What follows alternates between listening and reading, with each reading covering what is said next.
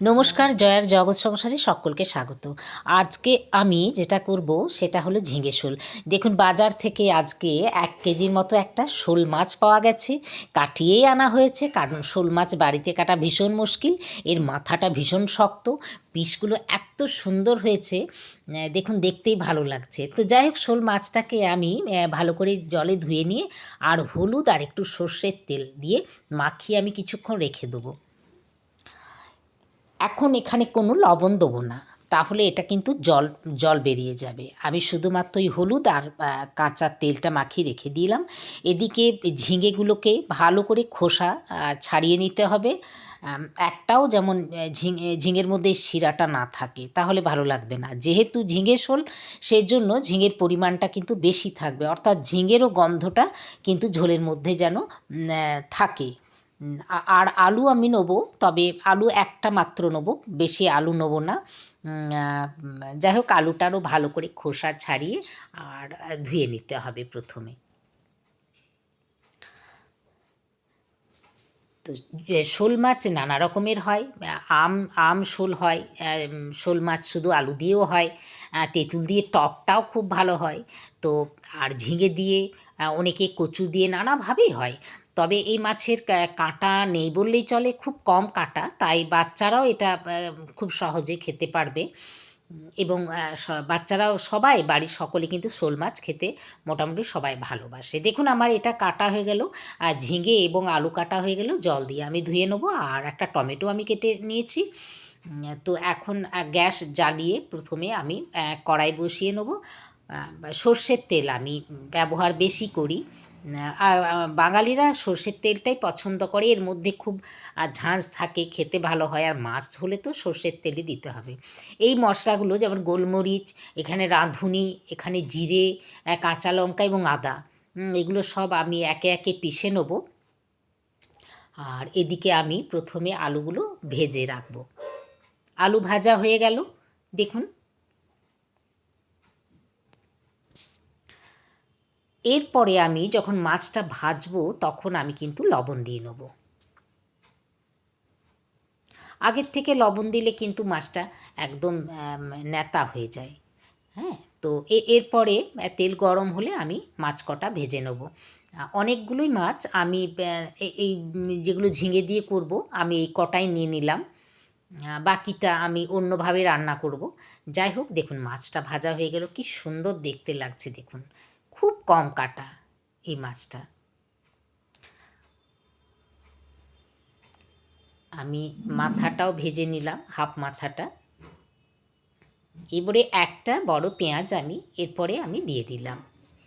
এদিকে পেঁয়াজটা ভাজতে দেবো, আর এদিকে আমি শিলে পিষে নেবো আদা, গোলমরিচ আর রসুন। এই তিনটে একসাথে পিষলে এর একটা আলাদা কিন্তু স্বাদ পাওয়া যায়। গোলমরিচ আর রসুন অবশ্যই একসাথে পিষবেন, এত সুন্দর এটা গন্ধ থাকে, সেটা আপনি পিষে দেখবেন। ওটা হয়ে গেলে আমি কাঁচা লঙ্কা, রাঁধুনি আর জিরে, এই তিনটে মশলা একসাথে আমি পিষে নেব। অর্থাৎ সমস্ত মশলা একসাথে পিষলে সবসময়তে কিন্তু তার স্বাদটা আসে না সেরকম। যেমন আদা, রসুন আর গোলমরিচ একসাথে পিষলে তার একটা আলাদা স্বাদ। আর কাঁচা লঙ্কা, জিরে, রাঁধুনি এগুলো আমি আলাদা করে পিষে রাখলাম। আমার মশলা পেষা হয়ে গেল। হ্যাঁ, এদিকে দেখুন পেঁয়াজটা ভাজা হয়ে গেছে, অনেকটা ভাজা হয়ে গেছে। এরপর আমার যে মশলাটা আমি পিষেছি সেই মশলাগুলো একে একে আমি দেবো। এটা দিলাম আদা, রসুন আর ওই গোলমরিচ। এটা তেলে ভাজার সাথে সাথে গন্ধ সুন্দর উঠবে। এরপরে দিলাম রাঁধুনি, গোটা জিরে আর কাঁচা লঙ্কাটা। একটু ভাজার পর এটা দিয়ে দেবেন, এটা ভেজে নেবেন। তারপরে কিন্তু ঝিঙেটা দিয়ে দিলাম। আর ঝিঙেটা দিয়ে কিন্তু অনেকক্ষণ নাড়তে হবে, কারণ ঝিঙের থেকে অনেক জল বেরোয়। সেই জলটা বেরোবে, তারপরে সেই জলটা আবার কড়াইয়ের মধ্যে শুকিয়ে যাবে, তবেই কিন্তু জল ঢালতে হবে। হলুদ দিলাম, পরিমাণ মতো কাশ্মীরি লাল লঙ্কা দিলাম আর লবণ দিলাম। লবণ দিলে তো ঝিঙের থেকে আরও বেশি জল বেরোবে। তো এইভাবে একটু সময় নিয়ে এটা কিন্তু ভাজতে হবে বা কষতে হবে। আমি ভেজে রাখা আলুগুলো এর মধ্যে দিয়ে দিলাম। দেখুন এইভাবে নাড়তে হবে। ধৈর্য চাই, ভালো খাবার খেতে গেলে অবশ্যই ধৈর্য সহকারে করতে হবে। এরপরে আমি দিলাম টমেটো, টমেটোর থেকেও এবার টমেটোটাও নরম হয়ে যাবে, দেখবেন জল জল ভাব থাকবে সবজির মধ্যে, দেখুন। এরপরে যতক্ষণ না এটা শুকিয়ে যাচ্ছে ততক্ষণ পর্যন্ত নেড়ে তারপরে জল দিতে হবে, দেখবেন এর স্বাদ। দেখুন একদম শুকিয়ে গেছে, আর জল নেই। এরপরে আমি কিন্তু জল দেবো, এরপরে জল দিয়ে একটু নেড়ে চেড়ে আর ঢাকা দিয়ে রেখে দেবো, যাতে আলুটাও সেদ্ধ হয়ে যায়। দেখুন রঙটা সুন্দর হয়েছে, ব্যাস 8 থেকে 10 মিনিটের মধ্যেই আলু সেদ্ধ হয়ে যাবে, ঝিঙে তো নরম, সেদ্ধ হয়ে যাবে। আর মাছগুলো এরপরে আমি দিয়ে দিলাম, হয়ে গেল।